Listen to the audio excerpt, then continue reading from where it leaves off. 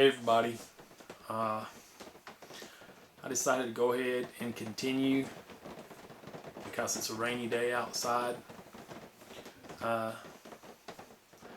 speaking on what Christ taught about how the Christian should view the world and should walk. One of the more popular teachings about Jesus Christ's ways was the Sermon on the Mount, as it's known, and it's found in Matthew chapters 5, 6, and 7. So I decided to go ahead and read that and just kind of go over it. Matthew chapter 5, 6, and 7. Some of the same things are found in the other Gospels. The Gospels are Matthew, Mark, Luke, and John, found in the New Testament.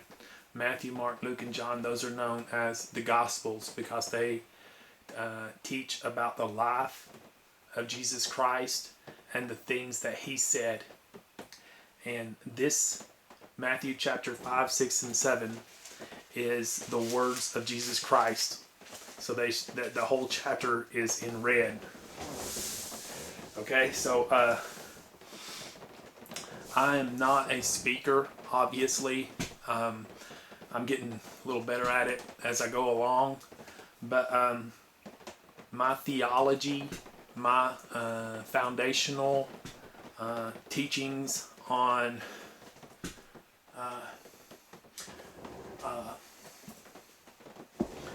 what I believe as far as theory, not so much walk, is found on the videos. There's a little video series here on the Facebook webpage.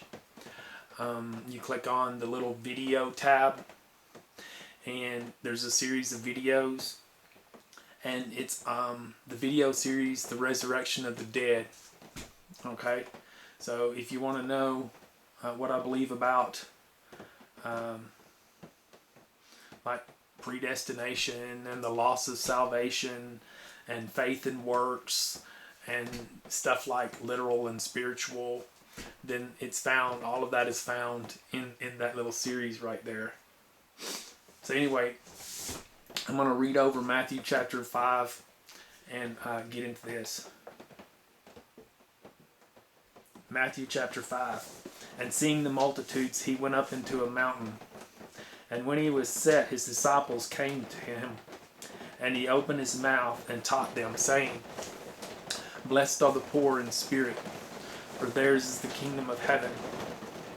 And blessed are they that mourn, for they shall be comforted. Blessed are the meek, for they shall inherit the earth. Blessed are they which do hunger and thirst after righteousness, for they shall be filled. Blessed are the merciful, for they shall obtain mercy. Blessed are the pure in heart, for they shall see God. Blessed are the peacemakers, for they shall be called the children of God. Blessed are they which are persecuted for righteousness' sake, for theirs is the kingdom of heaven. Blessed are ye when men shall revile you and persecute you, and shall say all manner of evil against you falsely for my sake. Rejoice and be exceeding glad, for great is your reward in heaven. For so persecuted they the prophets which were before you. Ye are the salt of the earth, but if the salt have lost his savour, wherewith shall it be salted? It is thenceforth good for nothing but to be cast out and trodden under foot of men. Ye are the light of the world. A city that is set on a hill cannot be hid. Neither do men light a candle and put it under a bushel, but on a candlestick, and it gives light unto all that are in the house. Let your light so shine before men that they may see your good works and glorify your Father which is in heaven. Think not that I am come to destroy the law or the prophets.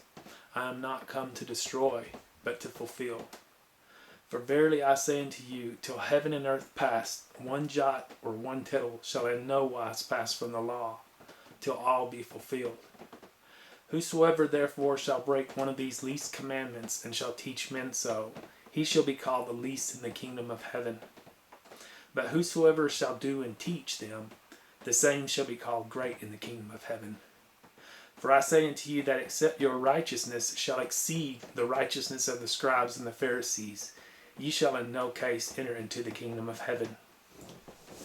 Okay, so that's Matthew chapter 5, verse 1 through 20. It's Christ speaking there before he gets into the actual covenant that he's about to give, the way that we should walk. He says that except your righteousness shall exceed the righteousness of the scribes and the Pharisees. The scribes and the Pharisees were the religious leaders of that day, and they taught Judaism, or the law of Moses. In the New Testament, the Old Testament during that generation was referred to as the law and the prophets. It was the teachings of the covenant of Moses and the law that he gave. And the prophets were the writings of the prophets of that day. Okay, so that whole Old Testament was referred to as the law and the prophets. And it was just Judaism. So Christ said in Matthew chapter 5, verse 17, think not that I am come to destroy the law or the prophets. Okay? So when Christ came, he gave, which he's fixing to get into here, he gave a different law, a different way that Christians should walk, a different covenant. Okay? So when he died and rose again, gave his sacrifice, which was not sacrifices of cows and sacrifices of goats and the way they kept themselves clean back then. He gave his sacrifice, and he gave his commandments, which those who believe that he is the fulfillment and the way to God, those who believe in him and in his sacrifice obey his commandments. Okay? A lot of times his commandments were directly contrary to the law. And his covenant did indeed destroy the law. But because the law foretold of him and his covenant, when he fulfilled it, he found it to be true. So even to this day, though we are no longer justified through the law of Moses or Judaism because he destroyed it, to this day, that same law and that same covenant is found to be true through him because it foretold of him. So through the keeping of Jesus' commandments and through believing in him, we are delivered from the law. And so we no longer need to keep the law. But through the keeping of Jesus' commandments, we fulfill that law in a spiritual sense. And so the law and the prophets, the Old Covenant, the Old Testament, is found to be true in the destruction of it. Okay? So he says, think not that I am come to destroy the law or the prophets. I'm not come to destroy, but to fulfill. Because in the fulfillment of it, he destroyed it. Verily I say unto you, till heaven and earth pass, one jot or one tittle shall in no wise pass from the law, till all be fulfilled. So, As long as we were under the law of Moses, we were condemned because God looked at our works. And no man is perfect. And so that law was a law that would condemn us. But Christ came and set us free from the law when he fulfilled it. So in the giving of his new law, we were set free from the covenant from the covenant of Moses. The New Testament sets us free from the Old Testament. So we need to obey Christ. So in Matthew chapter 5, verse 19, he says, "Whosoever therefore shall break one of these least commandments," which he's about to give in Matthew chapter 6 and 7. "Whosoever therefore shall break one of these least commandments and shall teach men so, he shall be called the least in the kingdom of heaven. But whosoever shall do and teach them, the same shall be called great. For I say unto you that except your righteousness shall exceed the righteousness of the scribes and the Pharisees, the old covenant, you shall not enter into the kingdom of heaven." Christ's law, which is known as the faith of Christ, because under the faith, your works are not looked at before God. Your faith is. Okay? So as long as you are obedient to Christ, then he looks at you as believing in Christ. And he justifies you through that faith and not through just your works. Under the old covenant of Moses, there is no faith in that anymore. So anyway, he's going to get into his commandments here in Matthew chapters 5, verse 21. He's going to make distinctions between the old covenant law of Moses and what he is telling you to do. You need to listen to what he tells you to do, okay, in order to believe in him, because he's going to make very real differences here. Okay, Matthew chapter 5, verse 21. "You have heard that it was said by them of old time, under the law and the prophets, under Moses and the prophets, Thou shalt not kill. And whosoever shall kill shall be in danger of the judgment." That's what the old law says. "But I say unto you that whosoever is angry with his brother shall be in danger of the judgment." All right. So his ways are a little more strict than what Moses taught, and his ways are more of what the core in our heart of murder is. We kill somebody because first we get angry at them. So it's a matter of the heart, not the action itself. Christ said that we need to not even be angry at that person. Okay? And that we have no reason to be angry at anybody. So he says, "But I say unto you that whosoever is angry with his brother without a cause shall be in danger of the judgment. And whosoever shall say to his brother, Raca, shall be in danger of the council. But whosoever shall say, Fool, shall be in danger of hellfire." So if you call somebody a bad name, like call them a fool, or that's probably an old saying right there, Raca,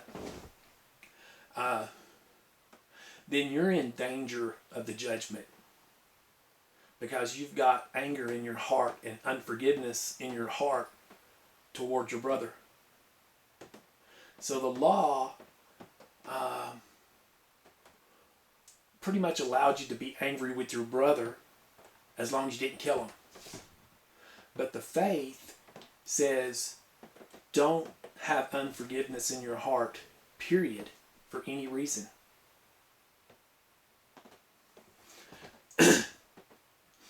So Christ says in 5:23, therefore if thou bring thy gift to the altar, and there rememberest thou that thy brother has aught against thee, leave there thy gift before the altar, and go thy way. First be reconciled to thy brother, and then come and offer your gift.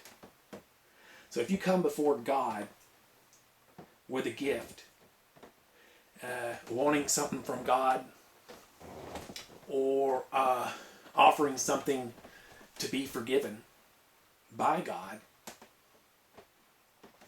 and you remember somebody has something against you, or you've done something to somebody, or have something against them, go first and make peace with your brother, and then come and ask to be made peace with God. Don't have unforgiveness in your heart. Therefore, if thou bring thy gift to the altar, and there you remember that your brother has something against you, leave your gift at the altar and go your way. First be reconciled to thy brother, and then come and offer your gift. And the reason behind all this, which he's fixing to get into, is that God will treat us and will do unto us as we do unto others. If we forgive others, God will forgive us. As he says later on in 6:14, for if you forgive men their trespasses, your heavenly Father will also forgive you. But if you forgive not men their trespasses, neither will your Father forgive your trespasses. That's Matthew chapter 6:14. So in Matthew chapter 23 through 25, he's saying that if you come before God with a sacrifice, like if you go to church, you're wanting forgiveness, you need to clean your house, because he's gonna treat you as you treat others. Matthew chapter 5 verse 25. Agree with your enemy quickly, whilst thou art in the way with him, lest at any time the enemy deliver thee to the judge, and the judge deliver thee to the officer, like an angel, and thou be cast into prison, a spiritual prison. Verily I say unto thee, thou shalt by no means come out from thence till thou hast paid the uttermost farthing. Farthing is like a system of money back then. So he's going to require every single thing that you do to others. So if your enemy, if you've made an enemy, as he said before, if your brother has something against you, if you've made an enemy, go and make peace with that man or that woman. If you've done something wrong to somebody, lest they come to God about you, and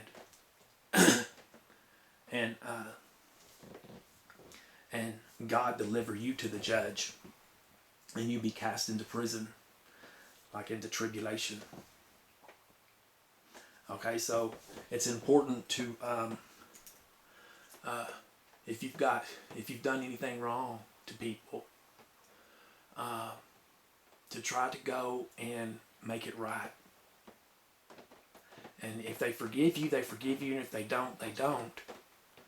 But to at least try to make peace with them, and then ask God to help you, in whatever it is that you want help with. Okay, so the law says thou shalt not kill. The faith says don't be angry with your brother.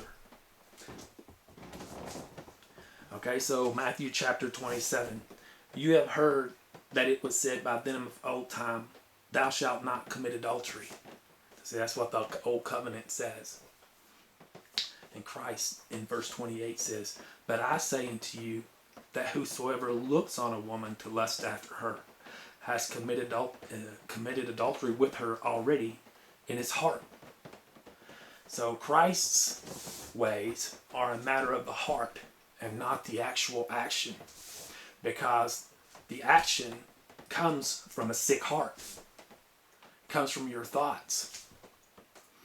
And so if you get your thinking and your heart right, well, then the action will probably never happen.